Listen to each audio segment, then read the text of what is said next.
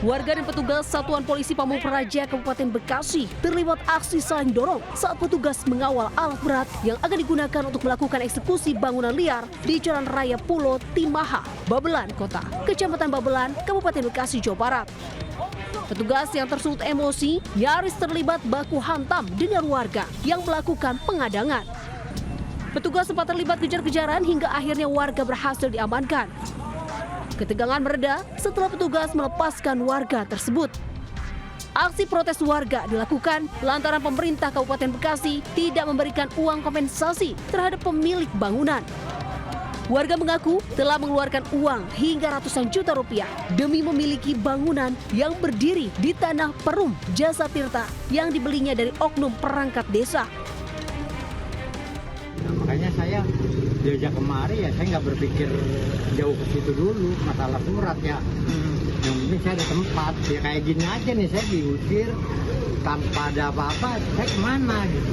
Memang mereka berada di bantaran sungai ataupun di atas saluran irigasi. Petugas Satpol PP menertibkan sebanyak 420 bangunan liar. Pemerintah Kabupaten Bekasi rencananya akan melakukan normalisasi Sungai Pulo Timaha dalam rangka penanganan banjir. Pemerintah juga akan mengembalikan fungsi lahan sebagai ruang terbuka hijau. Dari Kabupaten Bekasi, Jawa Barat, Didi Junaidi melaporkan. Pemirsa, kebakaran hebat menghanguskan sebuah pabrik peralatan rumah tangga di kawasan industri Cikande, Kabupaten Serang, Banten. Api diduga berasal dari korsleting sebuah oven yang kemudian menyebar ke seluruh bangunan. Kobaran api melahap habis sebuah pabrik produksi peralatan rumah tangga di kawasan industri modern Cikande, Kabupaten Serang, Banten. Kebakaran diduga dari korsleting sebuah oven yang tiba-tiba mengeluarkan asap tebal lalu menimbulkan percikan api dan cepat menyebar ke seluruh bangunan. Saat kejadian, sejumlah karyawan yang tengah bekerja tak sempat menyelamatkan peralatan maupun produk yang dihasilkan. Api juga merembet ke area gudang penyimpanan tempat barang-barang jenis mebel yang telah selesai pengerjaan. Proses pemadaman membutuhkan waktu cukup lama karena banyaknya material yang mudah terbakar. Mesin, pokoknya semua Pak, kebakaran udah kesisa Pak. Jadi ini nggak kerja ini? Enggak, kerja juga ngikutin teman-teman.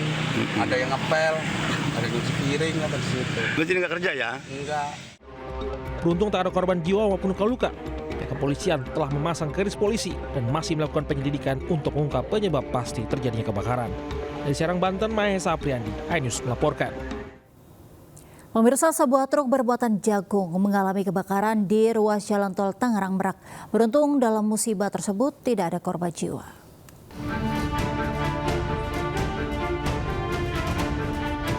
Kamera pengguna jalan tol merekam momen kebakaran truk di ruas tol Tangerang Merak di jalur menuju gerbang tol Serang Barat.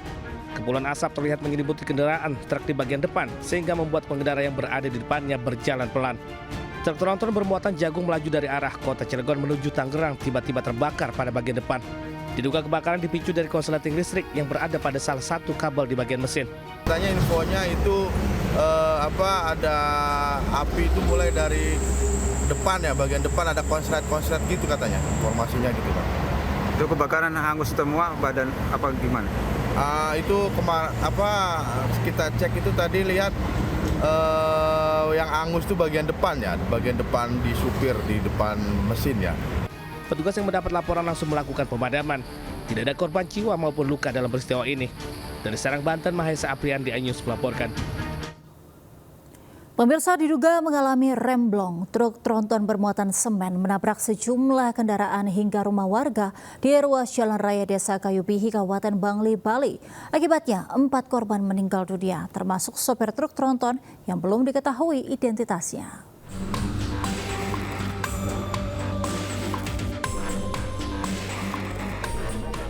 Inilah kondisi kecelakaan usai truk tronton bermuatan semen menabrak sejumlah kendaraan dan rumah warga di Dusun Bangklet, Desa Kayubihi, Kecamatan Bangli, Kabupaten Bangli, Bali. Dalam kecelakaan tragis ini, 4 orang dinyatakan meninggal dunia di lokasi kejadian, termasuk sopir tronton yang belum diketahui identitasnya dan 1 korban luka-luka. Kecelakaan berawal saat truk tronton bermuatan semen hilang kendali, diduga karena rem tak berfungsi. Kondisi jalan menurun hingga laju truk semakin tak terkendali dan menyebabkan tabrakan beruntun. Truk menabrak pejalan kaki Ninengah Rania, 71 tahun. Lalu menabrak minibus hingga ringsek. Pejalan kaki dan sopir meninggal dunia. Selanjutnya truk baru berhenti usai menabrak 2 rumah warga. Sopir truk meninggal dunia dan 1 warga lainnya juga dinyatakan meninggal dunia tertimbun material bangunan rumah yang hancur. Overload atas barang-barang maupun overdimensi. Ini salah satunya mungkin diakibatkan karena memang ada remnya yang blong dan juga didukung jalannya menurun lurus. Kemudian muatannya juga cukup banyak. Bukan ada 4 yang meninggal dunia, ada yang 1 yang masih kritis ya. Kini polisi telah melakukan olah tempat kejadian untuk menyelidiki kasus laka lantas yang berujung maut tersebut. Dari Kabupaten Bangli, Bali, Ari Wiradharma melaporkan. Pemirsa, akibat intensitas hujan yang cukup tinggi, turap penahan jembatan Kali Pamingkis di Kabupaten Bekasi, Jawa Barat longsor. Imbas longsor, jalan menuju 5 desa terputus. Ya Allah! Astagfirullahaladzim, astagfirullah. Astagfirullah. Enggak. Astagfirullah. Astagfirullah. Turap menahan jembatan Kali Cipamingkis, Desa Ridogali, Kecamatan Cibarusah, Kabupaten Bekasi, Jawa Barat, longsor.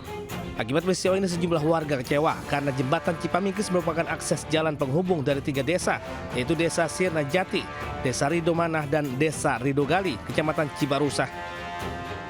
Sekian kalinya ini terjadi karena mungkin hujan yang terlalu deras tuh waktu hari kemarin, malam kemarin tuh. Jadi terlalu deras mungkin. Jadi airnya juga jadi dia nggak lurus jalannya. Itu yang masyarakat awam tuh ya penilaiannya seperti itu. Jadi ini jalannya nggak lurus. Warga pun terpaksa harus memutar arah untuk dapat melintas ke wilayah Kabupaten Bekasi maupun ke wilayah Kabupaten Kerawang. Dari Kabupaten Bekasi, Jawa Barat, Didit Junaidi, iNews melaporkan. Berawal kenalan melalui media sosial, Ririn Cahyani, gadis belia warga Pedongkelan, Jakarta Barat, dibawa lari seorang pria sejak hari Minggu lalu. Kepergian korban dan pelaku sempat terekam kamera pengawas milik warga.